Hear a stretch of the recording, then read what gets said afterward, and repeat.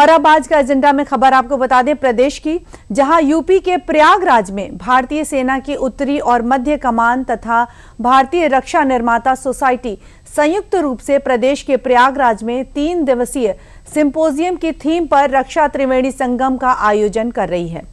आज इस टेक्नोलॉजी संगोष्ठी का समापन है। इस मौके पर आज सीएम योगी भी कार्यक्रम में शामिल होंगे। टेक्नोलॉजी संगोष्ठी उद्घाटन रक्षा मंत्री राजनाथ सिंह ने किया। ये संगोष्ठी आधुनिक स्वदेशी प्रौद्योगिकियों को प्रदर्शित करने और उन्हें एकीकृत करने के लिए एक जीवंत मंच के रूप में कार्य करेगी, जिससे परिचालन संबंधी चुनौतियों का समाधान हो सकेगा। सीएम योगी आज प्रयागराज के दौरे पर हैं और सीएम योगी प्रयागराज के आज दौरे पर है। उसके बाद आपको बता दें कि सिंपोजियम की थीम रक्षा त्रिवेणी संगम, जहां प्रौद्योगिकी, उद्योग और सैनिक कौशल का संगम होता है, जो चुनौतियों से निपटने के लिए और अत्याधुनिक तकनीकों को बढ़ावा देगा। आपको बता दें कि उत्तर टेक्नोलॉजी संगोष्ठी क्यों है खास, तो बदलती सुरक्षा चुनौतियों से निपटने के लिए भारतीय सेना का नवाचार पर जोर। टेक्नोलॉजी संगोष्ठी कार्यक्रम में 284 कंपनियां हिस्सा ले रही हैं, जिसमें एमएसएमई, निजी रक्षा फर्में, स्टार्टअप्स और सैन्य कर्मी शामिल हैं। कार्यक्रम में कंपनियां अपने नवाचारों को स्टॉलों पर प्रदर्शित कर रही हैं। और इसके साथ ही ये भी बता दें कि आयोजन का जो मुख्य उद्देश्य है वो फील्ड तैनाती और रख रखाव के लिए टेक्नोलॉजी को बढ़ावा देना है, ताकि भारतीय सेना में आत्मनिर्भर रक्षा प्रणाली मजबूत हो सके। यानी उत्तर टेक्नोलॉजी संगोष्ठी क्यों है खास, इसके बारे में हमने आप तक जानकारी पहुंचाई।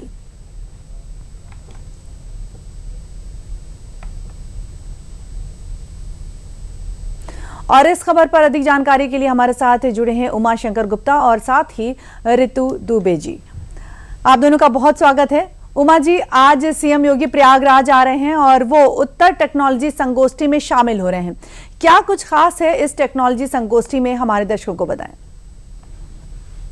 देखिए, आपको बता दें कि नॉर्थ टेक सिंपोजियम में जो है मुख्यमंत्री जो है आज हिस्सा लेंगे।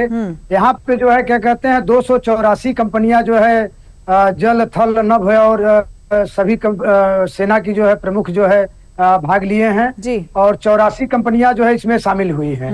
आपको बता दें जी, इसके पहले जो है रक्षा मंत्री राजनाथ सिंह आए थे, जिसमें तकनीक, उद्योग और सैनिक का समागम संगोष्ठी का उद्घाटन उन्होंने किया था। इसमें जो है क्या कहते हैं उद्योग को बढ़ावा देना और तमाम प्रदर्शनी लगी है, जिसमें निजी रक्षा क्षेत्र की कंपनियां लगी हैं और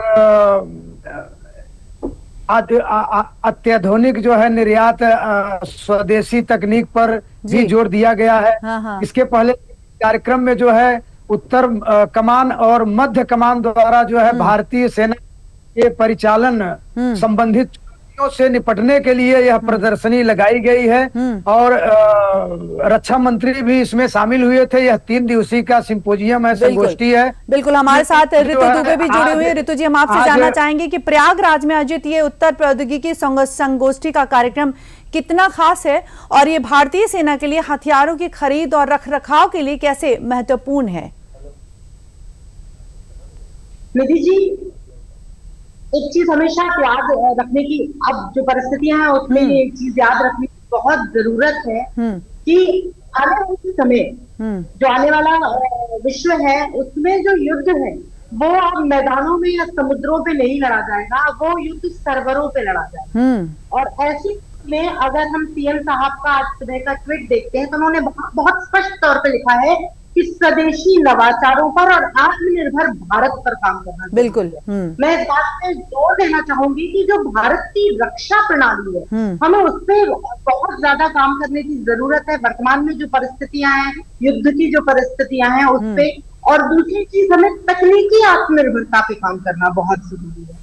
ऐसे में जो ये नॉर्थ टेक सिंपोजियम 2026 प्रयागराज में हो रहा है तो बहुत खूबसूरत विषय है इसकी जो थीम बड़ी खूबसूरत है, रक्षा त्रिवेणी संगम।